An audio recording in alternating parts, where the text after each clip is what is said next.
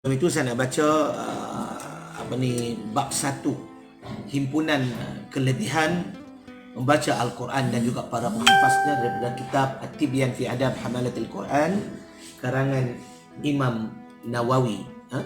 Kitab At-Tibyan fi Adab Hamalatil Quran karangan Imam Nawawi.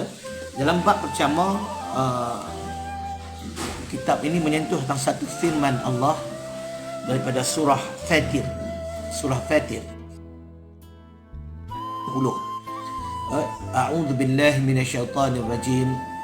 Innal ladzina yatluna kitaballah wa aqamus shalah wa anfaqu mimma razaqnahum sirran wa alaniyatan yarjuna tijaratan lan tabur liyuwaffiyahum ujurahum wa yazidahum min fadlih innahu ghafurun syakur. Maksudnya, inna kitab Allah, sesungguhnya orang-orang yang membaca kitab Allah, yakni Al-Quran. Orang-orang yang membaca kitab Allah, yakni Al-Quran, wa aqamus salah, dan seterusnya mendirikan solat. Baca Quran dan seterusnya mendirikan solat. Hubungan rapat di antara orang yang baca Quran dengan solat. Kalau orang baca Quran dia tak solat, umpama pakai baju tak pakai seluar. Jadi bila kita baca Quran, makanya dengan sendirinya kita tahu tuntutan kefarduan, kemestian untuk mendirikan solat. Allah menyebut orang-orang yang membaca kitab Allah yang Al-Quran dan seterusnya orang yang mendirikan solat, wa anfaqu mimma razaqnahum sirran wa alaniyatan yarjuna tijaratan lan tabur, iaitu mereka yang membahagikan sebahagian daripada rezeki yang kami berikan kepadanya. Kata Allah. Waalaikumsalam Dina dan juga Siti Hamizah. Boleh dengar clear tak suara saya? Paul, terima kasih Paul kerana watching Paul. Ambil Quran, buka surat 8 hari ni insya-Allah. Baik. Orang yang membaca Quran dan seterusnya orang yang mendirikan solat dan orang yang membahagikan sebahagian daripada rezeki yang kami berikan padanya secara sembunyi, orang tak nampak, ataupun secara terbuka, orang nampak. Bagi cara gelap ataupun cara siang, bagi cara sembunyi ataupun cara terbuka. Jangan sampai tak mau memberi. Bagi tak kira. Dan orang yang begini ni, yang tiga jenis golongan ni, yang pertama baca Quran, yang kedua mendirikan solat, yang ketiga membahagikan sebahagian daripada rezeki yang Allah bagi kat dia. Dia bagi pun dia menderma, menginfak secara terang ataupun secara gelap ataupun secara terbuka. Melainkan orang-orang ni dia sedang mengharapkan sejenis perniagaan yang tiada akan rugi baginya, seolah-olah Allah jamin. Allah beri jaminan bagi mereka yang membaca Quran, mendirikan solat dan membagikan sebahagian daripada rezeki yang kami berikan kepada orang, bagikan pada dia. Maknanya dalam rezeki kita ni ada rezeki orang lain, bagilah dengan cara apa pun. Kami memberi. Jangan langsung tak mau memberi. Dan Allah cuma minta sedikit saja. Ada RM10 bagi RM1, ada RM1 bagi sekupang. Itu tanda ingatan kita, tanda kesyukuran kita kepada Allah yang melimpahkan rezeki. Jadi orang ni dia mengharapkan tiada lain melainkan sebuah perniagaan yang Allah jamin baginya. Terima kasih Masyirana, seorang clear.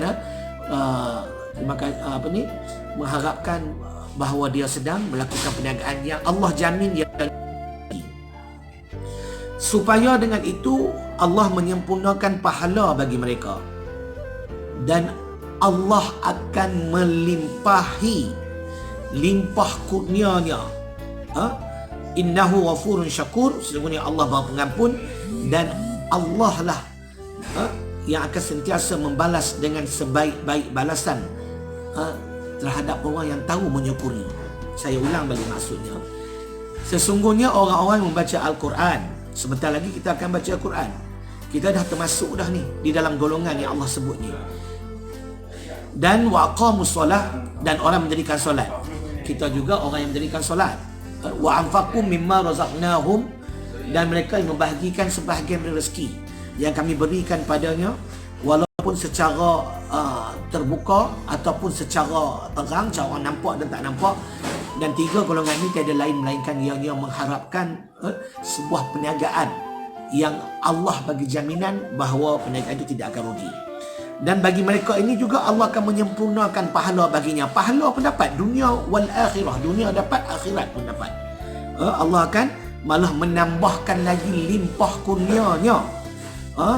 Limpah Allah yang maha memberi. Dan sesungguhnya innahu ghafurun syakur, Allah sentiasa mengampun di kalangan hamba-hambanya yang sentiasa menyukuri akan nikmat yang Allah bagi pada dia.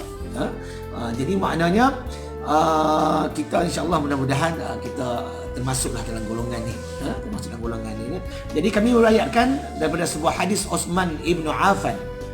Kata Rasulullah sallallahu alaihi wasallam, khairukum man ta'al Quran wa 'allamah. Yang bawa maksud sebaik-baik di kalangan kita ni, kalangan umat Muhammad ini adalah mereka yang belajar Al-Quran dan mengajarnya.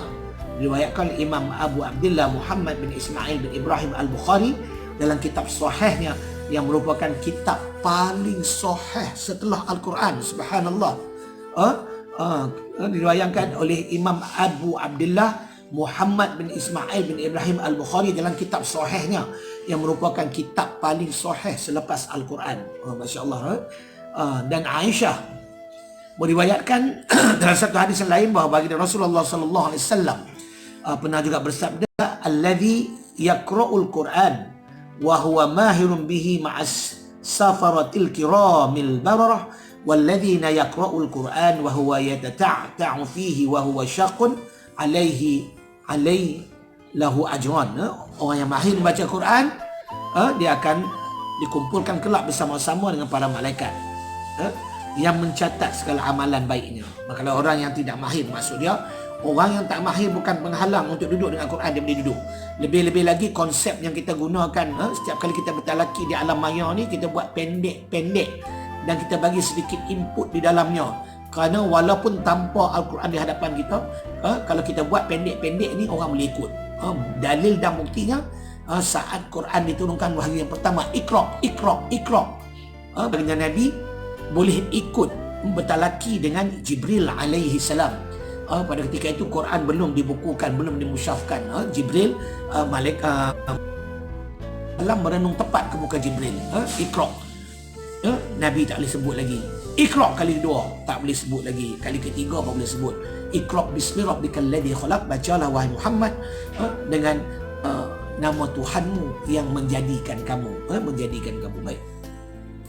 Jadi orang yang baca dengan susah payah, tersekat-sekat, katalah contoh suara tak ada, nafas pendek dan sebagainya, dan baginya tetap mendapat ganjaran, malah 2 pahala.